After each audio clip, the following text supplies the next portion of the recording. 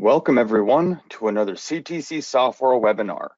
My name is Chris Bircher, Director of Technical Services here at CTC, and today we are going to go over the model dashboard from the CTC BIM project suite and show you a bit about how it can benefit you on all your projects and how to customize it to make it useful for you. Before we get started, I want to encourage everyone to ask questions using the questions panel. If you're attending live, I will be monitoring those as we go, and we'll answer them in line or at the end. If you are attending or if you're watching this on our recorded YouTube channel, use the comments panel or section down below, and we monitor those as well, and we'll be sure to get back to you. And with that said, here we go. Now, data and metrics and health checks and all these things, this is a topic that's been discussed at length for years now, and getting that information in front of our users has always been a challenge, right? Especially your day-to-day Revit users. Using Power BI charts and getting all this stuff put together, and whether it's on a dashboard or Power BI or spreadsheet, whatever the case may be, communicating that to every user on the project can be challenging, and finding ways to give them access and whatnot. And so today we're going to talk about how we can get that in everyone's face in an easy fashion, or so that they can understand it easily. And it's always there, it's in their face, it's always showing current model or relatively current model metrics, and it's easy to use, easy to customize. I'm going to show you all about it, and hopefully this will help get users to care more about the status of their models. So what we're going to do is show you some of the defaults that are available within the model dashboard and how to get it started in your projects. We're then going to show you how to customize it so that you can add values and parameters to it that are meaningful to you and to your style of work and to what's important in your eyes as far as a healthy model is concerned. We're going to discuss some of the requirements to get it to function properly, and yeah, kind of how to make different iterations of this model dashboard so that it does work in multiple scenarios. Can't really do that in a PowerPoint, so we're just going to jump right into Revit, and I'm going to show you how this works. Now, I've already customized this, so this is kind of an idea of what you could get with this, and I've already synced it up and got it going. So what I've done already is I've loaded this in and I've set it up and I've customized it so you can kind of get a better idea of what's available within the model dashboard as a tool and as a service native to your Revit projects. This is just a title block family, and the title block family has a bunch of parameters in it that get populated when your model is opened at the beginning. So it's effectively extracting all of the data during a sync and a load of the project. All right, so I should say during a create of the local, right? Because it's pulling the latest round of data from the most recent sync to central, which happened when it happened. And to get to this point is the next piece that I'm going to show you. So I'm actually going to delete this from my project. And I'm on my cover page, so I'm on a sheet right now. This is my splash page or home page, whatever you want to call it.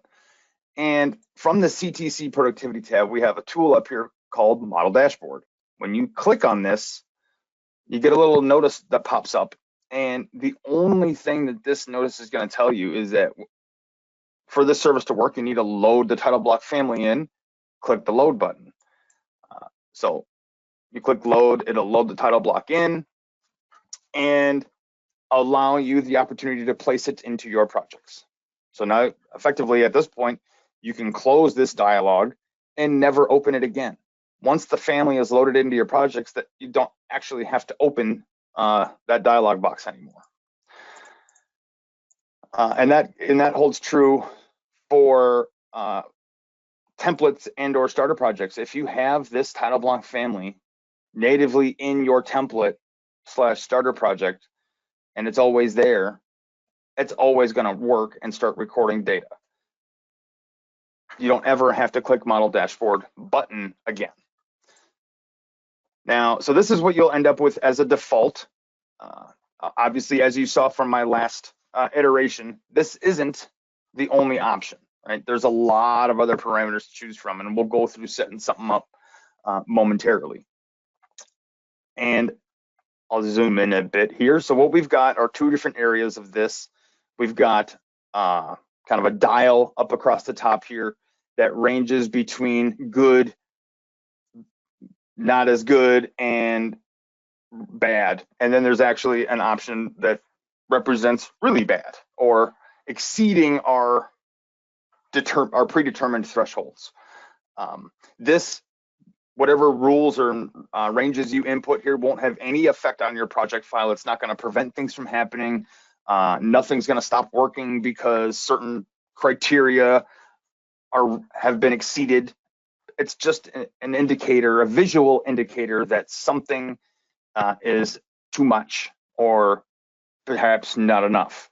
And down below here, we have the numerical ranges that explain what is currently defined as being, good, not as good, and not good at all. So you have and this is all customizable because it's really just a family with some predetermined values input. The parameters themselves are what are doing all the work, and those need to be in place. So again, we'll go through all this, but the way it works is you load it into your project, you sync to central, right, to save the project, and then you close it and reopen it. And upon that reopen is when it's going to go ahead and populate itself with its data. And to save ourselves the trouble of having to close and reopen Revit a couple of times, I'm going to do that after we edit the title block and populate these fields. So I actually already have it open, so I'm just going to close this real quick and start over, just so you guys see how this works. So it's just a title block family. So select it, hit edit family, double click it, whatever you want. And at this point, we simply are reassociating parameter values and changing some bits and pieces of text. And then at some point, potentially changing some of these values down below to something that's more meaningful. So for example, let's say I really want to know how many views or model views are in my project, or how many drafting views are in my project, and then how many of those are not on sheets. Okay, so those are 3 new fields that currently aren't present in our chart. So I'm going to actually just move this off to the side here to give myself some room to work with. You can copy these off to the side and just make them direct duplicates, and then start making your edits. So you can either edit it right here in some case with some fields. The rest all has to happen in the properties. So let's see. I'm going to have drafting view count. I'll just call it drafting views, and then model views, or really you can. Model views is what we've called it in the properties here. Really, it's any floor plan, section, elevation, 3D, anything that's not just a stagnant drafting view, and then not on sheets, let's say, right? So these are the 3 that I've classified as being needed here. Then we need to reassociate some parameters over here in the properties. So for the overall value, which is what shows up here on the dial, I need to reassociate that to the drafting views count. And as I'm navigating through to look for that, this is the complete list of everything that we're capturing: CAD imports, links, design options, detail groups, dimension types. Here's my drafting views. We also have drafting views with no view template assigned. And we have the same thing for model views. Sync to central times, open times, loaded content, filled pattern and regions, IFC links, image imports. I mean, and the list goes on. Line patterns and styles, loaded families, file size, materials, model groups, views, rooms and spaces, both placed, unplaced, not enclosed and redundant. Those have a lot of options. Sheet info, revision info, text, view filters and templates, warnings, and work sets. I think I might have missed one or two. And then overall kind of project health, which is like an average of sorts. So we've got a lot to work with here. So I grabbed my, I don't even remember which one I have. I have not on sheets picked. So I'm going to go find my, and technically speaking, there would be, well, no, I'm thinking of something different here. My apologies. So what I want to find here is unplaced view count.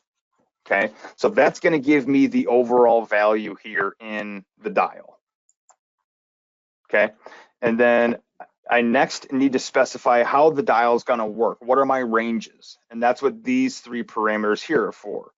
We have good, medium, and hot, max. So good is kind of that first field, which is the green space.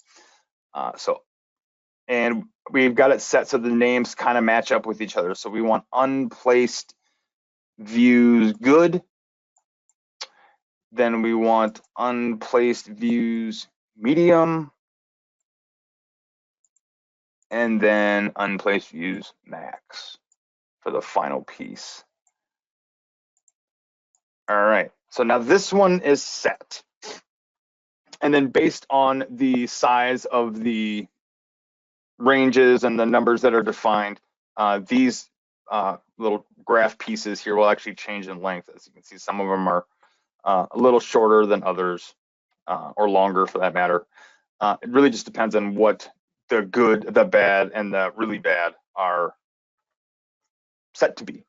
And I'll show you how to set that here in a minute. For my model views, let's go ahead and link those up.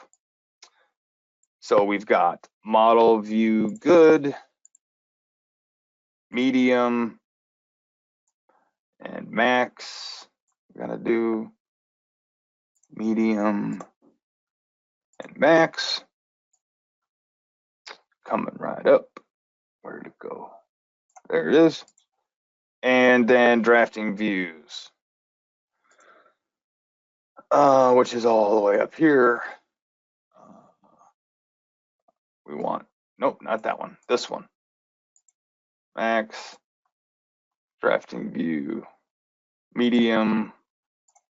Nope, not that one. I keep picking the no view template one. And last but not least, good. Okay, so now I've got those three set. And right now I could save it and load it into my project. I can also, but maybe I want to look at the ranges that are currently set. These range blocks or instances here are also built based on the dial.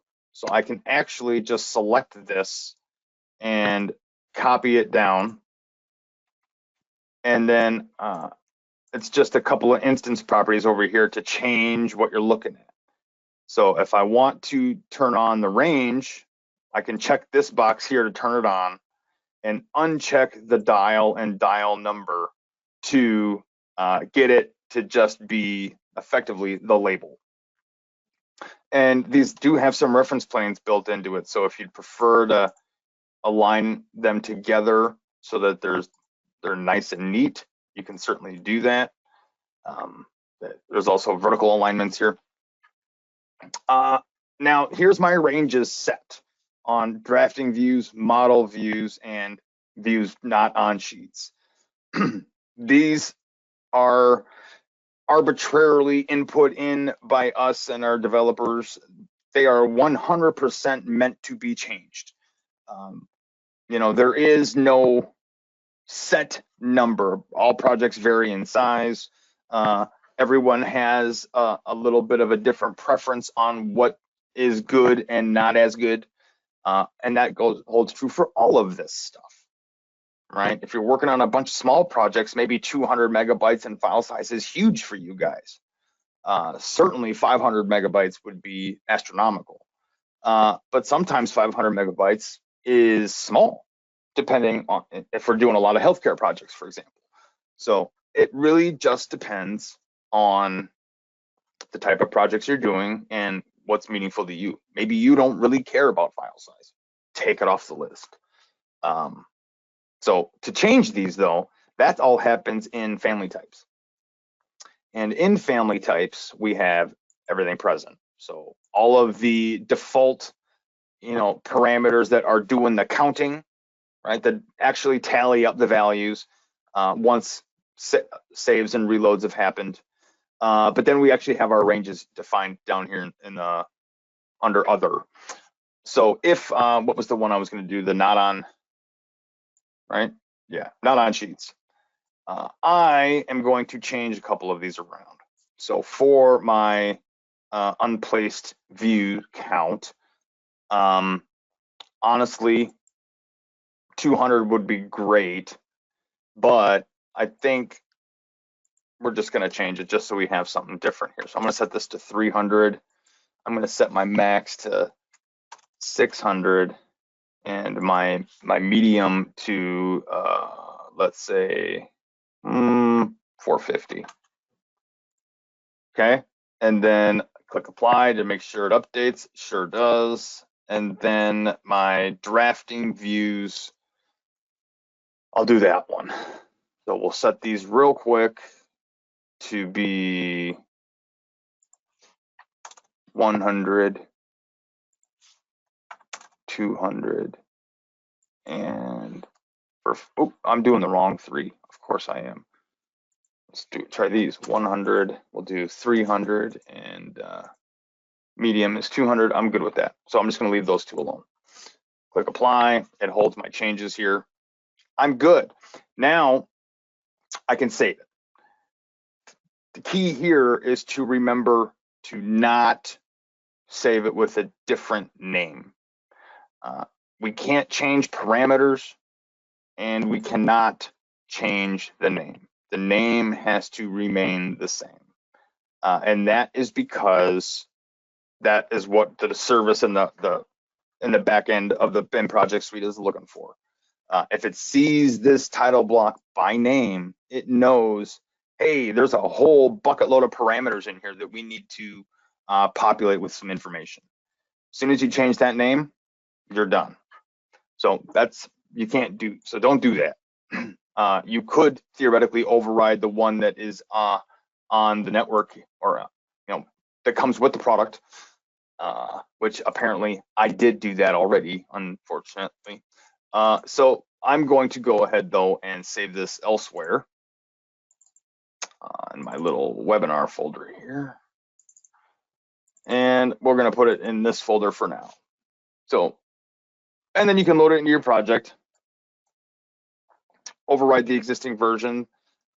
If you forcefully change some parameter values down here, go ahead and set that up. And we should get a bigger look. It should show me my new values and my new dials here. Now, you may have noticed in my Explorer window there, I had a couple of different folders broke out by discipline. In a multi-discipline environment where maybe you've got ARC and Struct, or MEP, maybe you've got all 3, ARC, MEP, and structure. Or maybe you have just MEP, but mechanical has certain things that matter to them. Plumbing or an electrical has something that matters to them that are different. You can set up multiple title blocks that are customized to do various things. Just make sure you save them into different folders, and that's okay. And then they'll be loaded into their respective title blocks, and that's okay too. then each, the mechanical starter project will have the title block that was customized specifically for them, and the electrical starter file or template file will have one that was tailored to them. Same with the architectural, same with structural, because not everybody's going to have the same set of stuff, right? No, not everyone cares to have the same information. Rooms, for example, that's an architectural thing. Spaces, that's an MEP thing. So you can go ahead and customize those as much as you need to. And just remember, don't change the name. So this title block is now in my project. I'm going to save my project, and then I'm going to close it and reopen it. And so while it reopens, it's going to go ahead and reload itself and give me the information that I'm looking to obtain. Now, because I did actually save the one apparently back to my folder, I'm guessing that it'll probably load up the one that I had done previously and not the one I just put in. But we're going to find out here in a moment. So I'm going to close this and reopen it. And while that's reloading, I'm going to answer one of the questions that popped up. Someone who jumped in a little late, no worries. That title block family comes, that I just showed you that I was editing, that comes in when you click the model dashboard button and from the project suite tab, and it loads the title block into the project for you. And then you can go ahead and place it and use it as you see fit. Good. So here we go. So here's the title block that I've modified. So yeah, just to clarify that question again, on the productivity tab, model dashboard, you will get an opportunity to click load.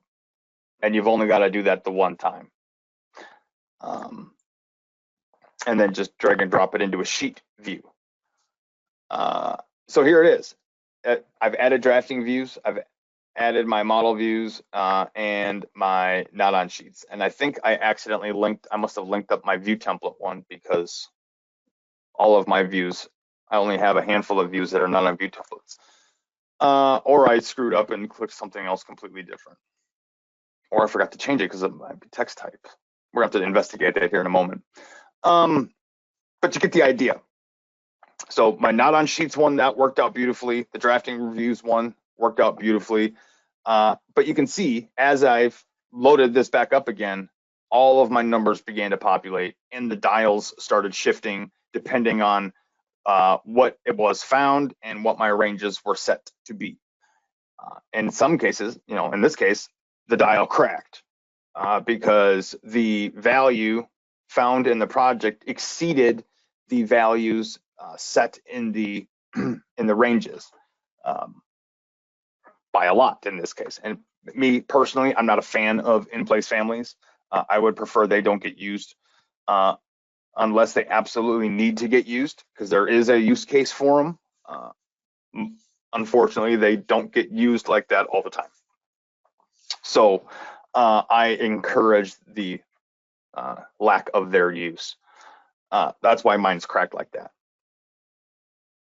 Now, and if anything in here doesn't make sense or you don't like it, just edit the family, get rid of it, or fix it if you linked up the wrong parameter, which is probably what I did here in this case. But we're going to check that out. And then I'm going to load my other one back in. Let me see what I did. Oops, that's not the right button. View. Yep, I didn't even change it. I set everything else, but I forgot to change the count. So it's still looking at text types. Look at me. Model, view, count. There we go. That's better. And notice now that it's already coming in with some values. And that's because the application, now that I've had this in my project and saved and reloaded it, it's captured all that information. So now under my data tab, all of my values are populated. So I can actually get an idea. I can still find out what's going on in the model without actually having to have the dials showing that.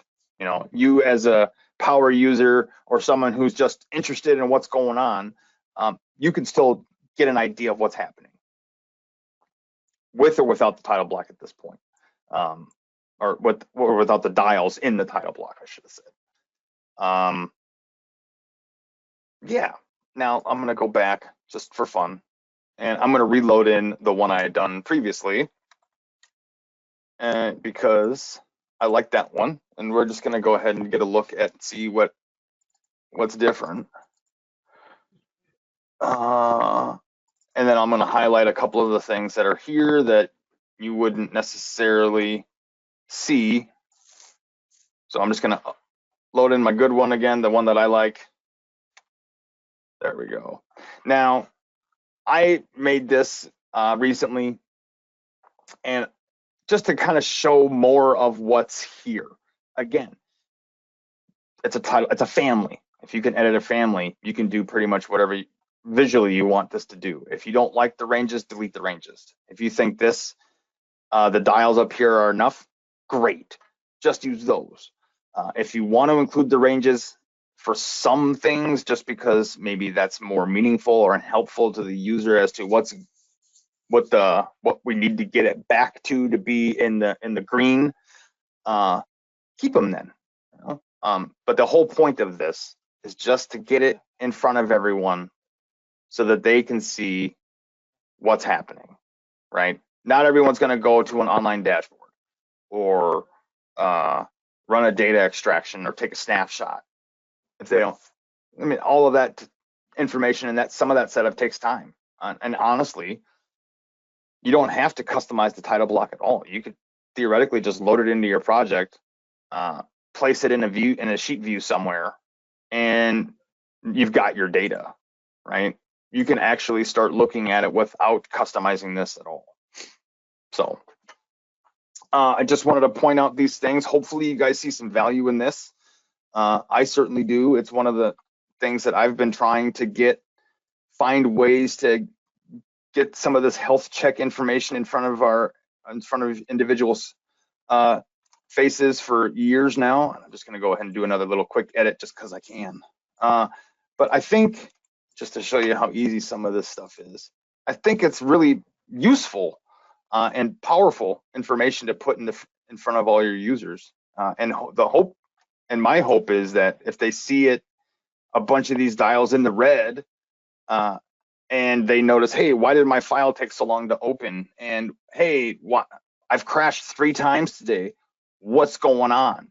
And in their health check window, they see, 15 of these are in red, including like warnings and unplaced everything and unused families and CAD imports. Maybe they'll do something about that. And maybe they'll take some action on their own because now they know potentially what's wrong or what could be causing some of these issues. So that's where I'm gonna leave it for today. I hope you guys see some value in this. I hope you're intrigued. And actually, I forgot to mention one other thing about this that's pretty critical. I mentioned you can't rename the family. That also means you can't rename the type. So these both have to remain the same for this to work. If they don't, you're going to run into some issues. Things aren't going to work as expected. So please remember to just leave it as is. All right, that's everything. And I'm gonna go ahead and switch back over. And thank you all for joining today. I hope you see something good and useful in this. To me, it's a big deal, and I think it will hopefully get all of our Revit users out there that care but normally don't know what to do. Maybe they will see this and now think of things that they can do to keep their models a little bit healthier. So thank you again, and we'll see you at the next one.